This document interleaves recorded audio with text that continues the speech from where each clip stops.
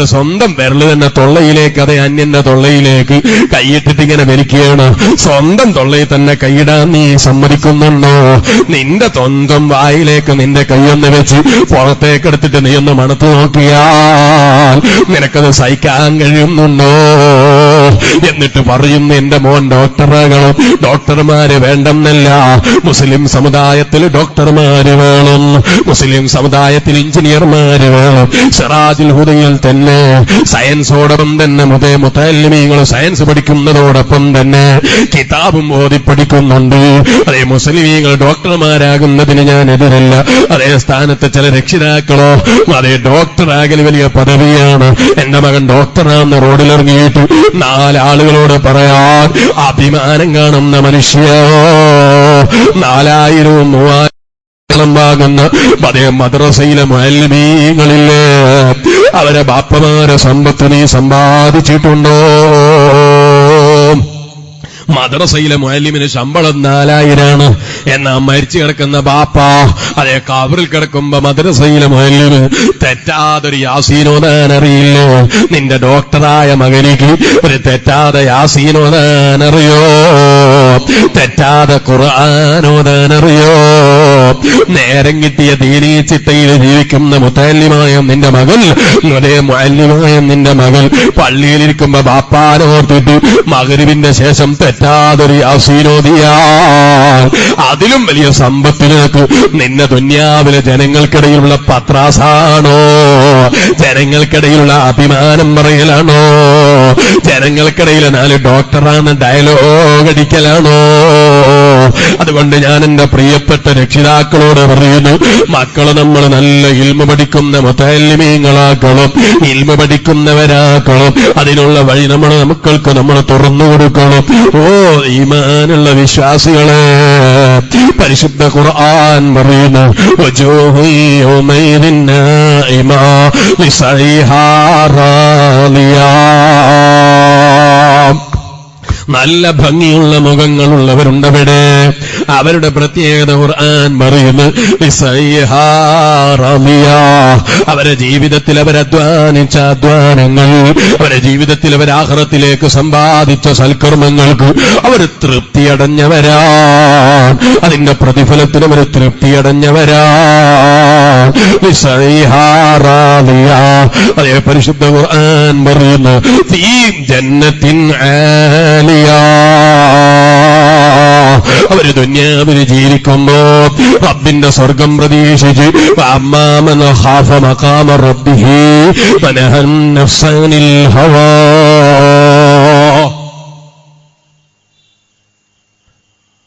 പരിശുദ്ധ ഖുർആൻ പറയുന്നു, വഅമ്മാമൻ ഖാഫ മഖാമ റബ്ബിഹി വനഹൻ നഫ്സ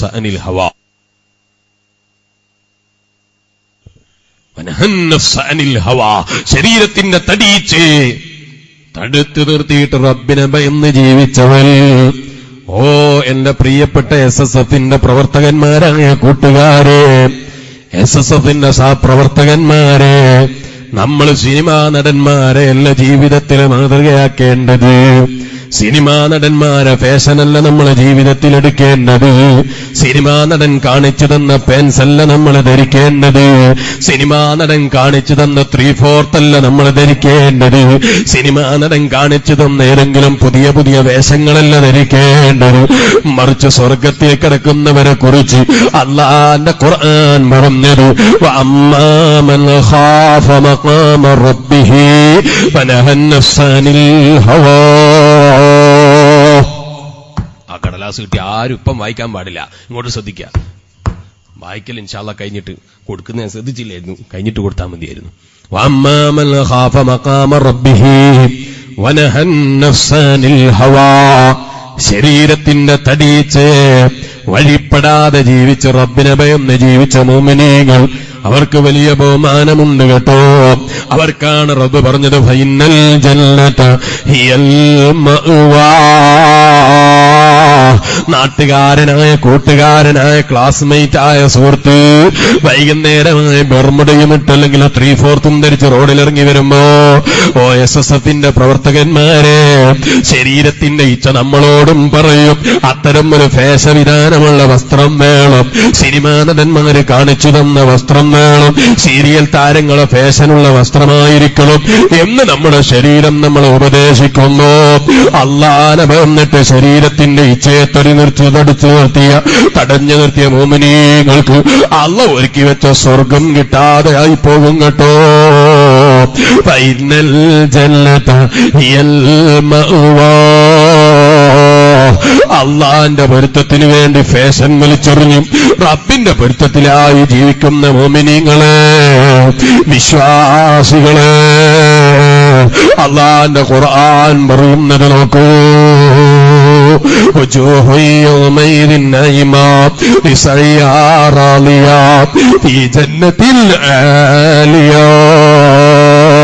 അവർക്കുന്നതമായ തോട്ടങ്ങളുണ്ട്, ഉന്നതമായ സ്വർഗമുണ്ട്. ഈ ജന്നത്തിൻ ആലിയ ലാ തസ്മഉ ഫീഹാ ലാഗിയാ.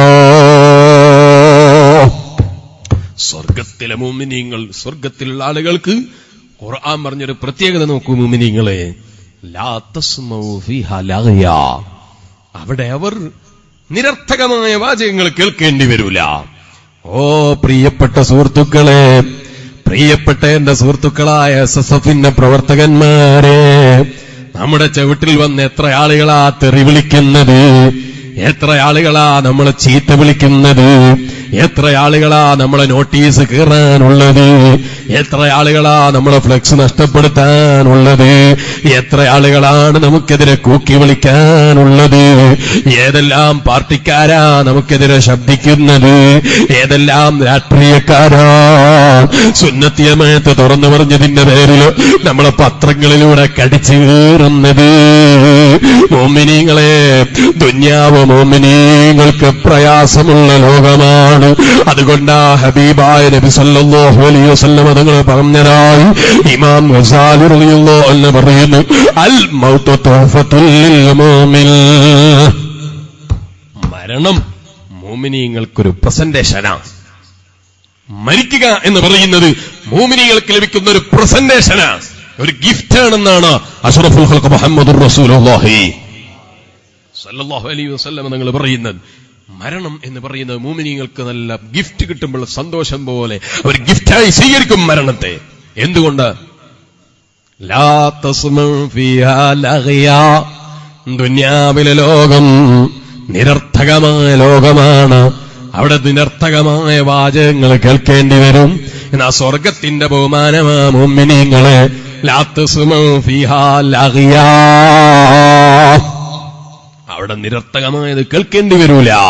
പറയട്ടെ പ്രിയപ്പെട്ട മുത്തഅല്ലിമീങ്ങളോട്, ചിലപ്പോ നമ്മൾ കോളേജിൽ പോയി മതപഠനം നടത്തിയിട്ട് കിതാബ് ഓതിയിട്ട് തിരിച്ച് വീട്ടിൽ വരുമ്പോ ഉമ്മ പറയും, മോനെ നീ കിതാബോത്ത് നിർത്തിക്കോ, തടി വല്ലാതെ ക്ഷീണിച്ചു പോയി, സ്ഥാപനത്തിൽ നിന്ന് കിട്ടുന്ന ഭക്ഷണം മോശമാണെന്ന് തോന്നുന്നത്, മോൻ പഠനം നിർത്തിക്കോ, ഉമ്മതേ പൊന്നുമ്മ ഭക്ഷണം തരാം. മോനെ, ദുന്യാവിലെ ലോകം അത്തരം വാചകങ്ങളൊക്കെ കേൾക്കേണ്ടി വരും. പക്ഷെ സ്വർഗത്തില് നല്ല ജീവിതം വേണോ? ലാ തസ്മഉ ഫീഹാ ലഗ്യാ. അവിടെ നിരർത്ഥകമായ വാചകങ്ങൾ കേൾക്കേണ്ടി വരൂല. നിങ്ങൾ നോക്ക്, സയ്യിദുനാ അമീറുൽ മുഅ്മിനീൻ ഉമർ ഇബ്നുൽ ഖത്താബ് റളിയല്ലാഹു അൻഹു എത്രയാ ദീനിനു വേണ്ടി അധ്വാനിച്ചത്. എത്ര നല്ല നീതിയുള്ള ഭരണാധികാരിയാണ് സയ്യിദുനാ ഉമർ ഇബ്നുൽ ഖത്താബ്. ആ ഉമർ ഇബ്നുൽ ഖത്താബ് തങ്ങളുടെ വഫാത്തറിയോ? നിസ്കരിക്കാൻ നിന്നപ്പോൾ നിസ്കാരത്തിന് വേണ്ടി പിന്നിൽ നിന്നിരുന്നൊരു മനുഷ്യൻ കത്തിയെടുത്ത് കുത്തിക്കൊല ചെയ്തു സയ്യിദുനാ അമീറുൽ മുഅ്മിനീൻ ഉമർ ഇബ്നുൽ ഖത്താബ്. OSSFന്റെ പ്രവർത്തകന്മാരെ, നാട്ടിലൊരു നോട്ടീസ് നഷ്ടപ്പെട്ടപ്പോൾ നമ്മുടെ പലരുടെയും നോട്ടീസ് കീറാൻ പോകണ്ട. നമ്മുടെ ഫ്ലെക്സ് കീറിപ്പോയാൽ നമ്മുടെ പലരുടെയും ഫ്ലെക്സ് കീറാൻ പോകണ്ട. നമുക്കൊരു ഫ്ലെക്സേ നഷ്ടമായിട്ടുള്ളൂ, ഒരു നോട്ടീസേ നഷ്ടമായിട്ടുള്ളൂ. എത്ര തന്നെ നോട്ടീസ് കീറിയാലും പകരം നോട്ടീസ് ഒട്ടിക്കുക എന്നല്ലാതെ തിരിച്ചവര് നോട്ടീസ് കീറേണ്ടതില്ല. ദുനിയാവിൽ അത്തരം പ്രയാസങ്ങൾ സഹിച്ചവർക്കാണ് റബ്ബിന്റെ സ്വർഗത്തിലെ ലാ തസ്മഉ ഫീഹാ ലാഗിയാ, വേണ്ടാത്ത വാചകങ്ങൾ പറയാത്ത സ്വർഗം കിട്ടുന്നത്. അതുകൊണ്ട് ഞാൻ എന്റെ SSFന്റെ പ്രവർത്തകന്മാരോട് പറയുന്നു, എന്നെപ്പോലെയുള്ള SSFന്റെ കൂട്ടുകാരായ പ്രവർത്തകന്മാരോട് പറയുന്നു, നമ്മളെ നോട്ടീസ് കീറിയാൽ പകരം നമ്മളെ നോട്ടീസ് കീറരുത്. അവർക്ക് നമ്മൾ നോട്ടീസ് കീറി കാണിക്കരുത്. പറിച്ച് നമ്മൾ നോട്ടീസ് ഒട്ടിച്ച് തിരിച്ചു വരുമ്പോ, ചില നാടുകളിൽ നോട്ടീസ് ഒട്ടിച്ച് തിരിച്ചു വരുമ്പോ തന്നെ അതേ നമ്മൾ ഒട്ടിച്ച് തിരിച്ചെത്തിയ സ്ഥലത്തെത്തുമ്പോഴേക്ക് നോട്ടീസ് കാണൂല. വിഷമിക്കേണ്ടതില്ല. ഉമർ ഇബ്നുൽ ഖത്താബ് തങ്ങൾ ദീനീ പ്രചരണം നടത്തിയതിന്റെ പേരിൽ ശരീരത്തിൽ കത്തികൊണ്ട് കടാര കൊണ്ട് കുത്തിയിട്ട് അതേ ലോകത്തോട് വിട പറഞ്ഞ മഹാനാണ്. ദുനിയാവിലെ മുഅ്മിനീങ്ങൾക്ക് പ്രയാസമാണ്, ദുനിയാവിലെ വിശ്വാസികൾക്ക് പ്രശ്നമാണ്. നോക്കൂ നിങ്ങൾ, ഹബീബായ നബി മുഹമ്മദുർ റസൂലുള്ളാഹി സ്വല്ലല്ലാഹു അലൈഹി വസല്ലമ തങ്ങളെ പ്രിയപ്പെട്ട സഹാബിയല്ലേ, സ്വർഗം കൊണ്ട് സന്തോഷ വാർത്ത അറിയിക്കപ്പെട്ട സഹാബിയല്ലേ സയ്യിദുനാ അമീറുൽ മുഅ്മിനീൻ ഉമർ ഇബ്നുൽ ഖത്താബ്. ഇനി മൂന്നാമത്തെ ഭരണാധികാരിയെ നോക്കിക്കോ, സയ്യിദുനാ ഉസ്മാൻ ഇബ്നു അഫ്ഫാൻ റളിയല്ലാഹു അൻഹു. ആ ഉസ്മാൻ ഇബ്നു അഫ്ഫാൻ റളിയല്ലാഹു അൻഹു ആരാണ്? ഉസ്മാൻ ഇബ്നു അഫ്ഫാൻ തങ്ങൾ റസൂലുള്ളാഹിന്റെ രണ്ട് ഭാര്യമാര്, അതെ റസൂലുള്ളാഹിന്റെ രണ്ട് മക്കളെ വിവാഹം ചെയ്ത മഹാനാണ് സയ്യിദുനാ ഉസ്മാൻ ഇബ്നു അഫ്ഫാൻ. ആദ്യം ഒരു മകളെ വിവാഹം ചെയ്തപ്പോ ആ മകള് അതേ മരണപ്പെട്ടു പോയി, വഫാത്തായി പോയി. അതിന്റെ ശേഷം റസൂലുള്ളാഹിന്റെ സ്വല്ലല്ലാഹു അലൈഹി വസല്ലമ തങ്ങളുടെ തന്നെ മറ്റൊരു മകളെ വിവാഹം കൊടുക്കപ്പെട്ട മഹാനാണ് സയ്യിദുനാ ഉസ്മാൻ ഇബ്നു അഫ്ഫാൻ. എത്രയാണ് ഉസ്മാൻ ഇബ്നു അഫ്ഫാൻ റളിയല്ലാഹു അൻഹുവിനോട് നബി സല്ലല്ലാഹു അലൈഹി വസല്ലമ തങ്ങളുടെ സ്നേഹം. ഉസ്മാൻ ഇബ്നു അഫ്ഫാൻ റളിയല്ലാഹു അൻഹുവിന്റെ ജീവിതത്തിൽ എവിടെയെങ്കിലും ഒരു പിഴവ് ഉണ്ടാകുമായിരുന്നെങ്കിൽ, അല്ലെങ്കിൽ ഉണ്ടായിട്ടുണ്ടെങ്കിൽ, ആദ്യം വിവാഹം ചെയ്ത് പെട്ടതാണെങ്കിൽ പിന്നെ രണ്ടാമത് മകളെ വിവാഹം ചെയ്ത് കൊടുക്കുവോ സയ്യിദുനാ ഉസ്മാൻ ഇബ്നു അഫ്ഫാൻ റളിയല്ലാഹു അൻഹു അഷ്റഫുൽ ഖൽഖ് മുഹമ്മദുർ റസൂലുള്ളാഹി സല്ലല്ലാഹു അലൈഹി വസല്ലം? ഇല്ല, ഒരു പിഴവും സംഭവിച്ചിട്ടില്ല. ഉസ്മാൻ ഇബ്നു അഫ്ഫാൻ റളിയല്ലാഹു അൻഹുവിന്റെ ജീവിതം വളരെ ക്ലിയറായ ജീവിതം. ആ ചരിത്രങ്ങളിൽ കാണാം, ഉസ്മാൻ ഇബ്നു അഫ്ഫാൻ റളിയല്ലാഹു അൻഹു തഹജ്ജുദ് നിസ്കരിക്കുമ്പോ ഒരു ഖാതമ തഹജ്ജുദ് നിസ്കാരത്തിൽ ദിവസവും ഓതി തീർത്ത മഹാനാണ്. തഹജ്ജുദ് നിസ്കരിക്കാൻ നേരമില്ല, നിസ്കരിക്കുന്നവർക്ക് ഓരോ ഖുൽ ഹുവല്ലാഹു തന്നെ തഹജ്ജുദ് നിസ്കാരത്തിൽ ഓതാൻ നേരമില്ല. ബഹുമാനപ്പെട്ട ഉസ്മാൻ ഇബ്നു അഫ്ഫാൻ റളിയല്ലാഹു അൻഹു തഹജ്ജുദ് നിസ്കാരത്തിൽ ഖുർആൻ മുഴുവനും ഓതി തീർക്കുന്ന മഹാനാണ്. ആ ഉസ്മാൻ ഇബ്നു അഫ്ഫാൻ റളിയല്ലാഹു ലോകത്തോട് വിട പറഞ്ഞത് എങ്ങനെയാണ്? മുഅ്മിനീങ്ങളെ, അതേ മുഅ്മിനീങ്ങളുടെ പേരിൽ തന്നെ വന്ന ഇസ്ലാമിന്റെ തീവ്രവാദികൾ, മുസ്ലിം തീവ്രവാദികളായ ജനങ്ങൾ ഉസ്മാൻ ഇബ്നു അഫ്ഫാൻ റളിയല്ലാഹു അൻഹുവിനെ വധിച്ചില്ലയോ? കഴുത്തറത്ത് കൊല ചെയ്തില്ലയോ? ലാ തസ്മഉ ഫീഹാ ലാഗിയാ. ദുനിയാവിലെ ലോകം അത്തരം പ്രശ്നങ്ങളുള്ള ലോകമാണ്. ദുനിയാവിലെ ലോകം വിഷമങ്ങളുള്ള ലോകമാണ്. നാലാമത്തെ ഖലീഫ സയ്യിദുനാ അലി ഇബ്നു അബീ ത്വാലിബ് റളിയല്ലാഹു അൻഹു ഷഹീദല്ലയോ? ശത്രുക്കളെ കൊല ചെയ്തതല്ലയോ? ഇസ്ലാമിന് വേണ്ടി പ്രവർത്തിച്ചതിന്റെ പേരിൽ കത്തിയുടെ മുമ്പിൽ കത്തിയുടെ കുത്തേറ്റ് ഷഹീദായ മഹാനല്ലയോ സയ്യിദുനാ അലി ഇബ്നു അബീ ത്വാലിബ് റളിയല്ലാഹു അൻഹു. എന്നാൽ ഈമാനുള്ള മുഅ്മിനീങ്ങളെ നമ്മൾ അങ്ങനെ പരിശോധിച്ചാൽ, ഏത് മഹാന്മാരെ ചരിത്രം പരിശോധിച്ചാലും അവർക്ക് ദുന്യാവിൽ ഒരുപാട് വിഷമങ്ങളുണ്ട്. ദുന്യാവിൽ നമ്മളെ നോട്ടീസല്ലേ പോയുള്ളൂ, നമ്മളെ ഫ്ലെക്സ് അല്ലേ നഷ്ടപ്പെട്ടിട്ടുള്ളൂ, നമ്മൾ ആരും വധിച്ചിട്ടില്ലല്ലോ. അതുകൊണ്ട് ഞാൻ എന്റെ പ്രിയപ്പെട്ട SSFന്റെ പ്രവർത്തകന്മാരോട് പറയുന്നു, നമ്മളെ നോട്ടീസ് കീറിയാൽ പകരം കീറാൻ പോകേണ്ടതില്ല, പകരം ചീത്ത വിളിക്കാൻ പോകേണ്ടതില്ല. നമ്മളെ നാട്ടിൽ വന്നിട്ടൊരാള് വലിയ ആലിമീങ്ങള്, നമ്മുടെ വലിയ വലിയ പണ്ഡിതന്മാര് സ്റ്റേജും കെട്ടിയിട്ട് കള്ളക്ലിപ്പും ഉണ്ടാക്കിയിട്ട് തെറി വിളിച്ച് പോയാലും നമ്മൾ അവരെ ആലിമീങ്ങളെ ചീത്ത വിളിക്കണ്ട. അതേ, ഈ പാവപ്പെട്ടവന്റെ വന്യപിതാവ് നീ ദീർഘായുസ്സും ആഫിയത്തും കൊടുക്കണേ അല്ലാ. ഞാൻ 4ാം ക്ലാസ്സിൽ പഠിക്കുന്ന സമയത്ത്, 4ാം ക്ലാസ് ഏകദേശം 4ാം ക്ലാസ് 5ാം ക്ലാസ്സിൽ പഠനം നടത്തുന്നു.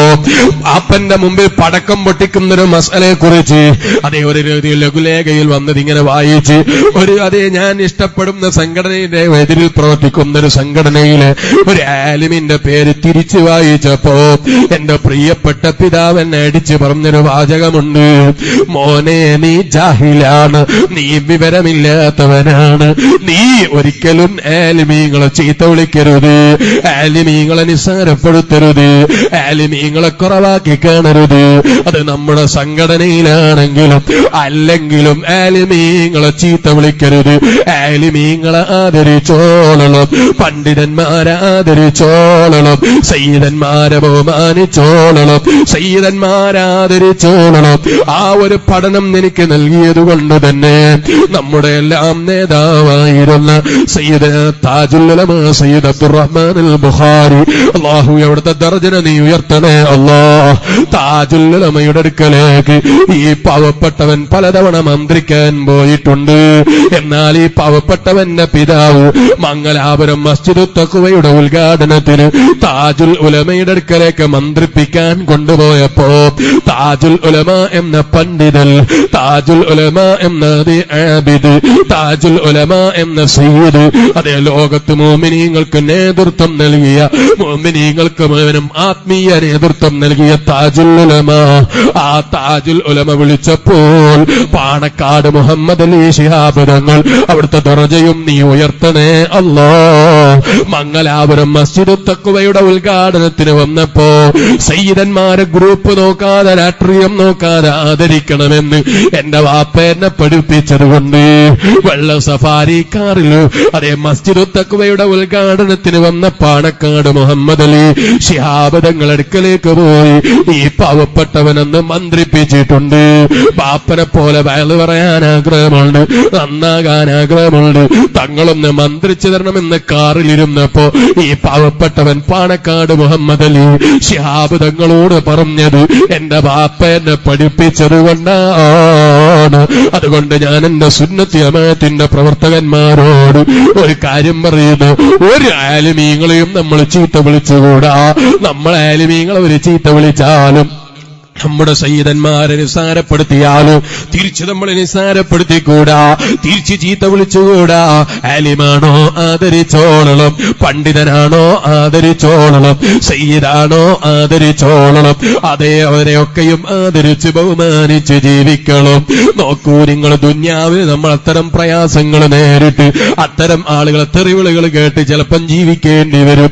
നോക്കൂ, നിങ്ങൾ ലോകത്തെ ഇസ്ലാമിലെ ഏറ്റവും ആധികാരികമായും നിലനിൽക്കുന്ന ഗ്രന്ഥം, അതേ ഖിയാമത്ത് നാൾ വരെ നിലനിൽക്കുന്ന ഗ്രന്ഥം, എല്ലാ ഗ്രന്ഥങ്ങളെക്കാളും ആദരവുള്ള ഗ്രന്ഥം അത് ഖുർആനല്ലയോ?